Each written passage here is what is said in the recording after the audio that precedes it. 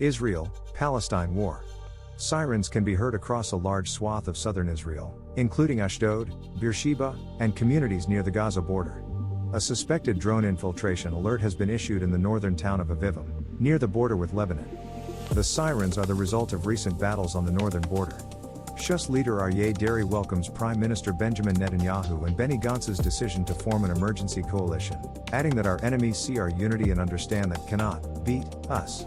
The entire Israeli nation is unified, and with God's aid, we shall win.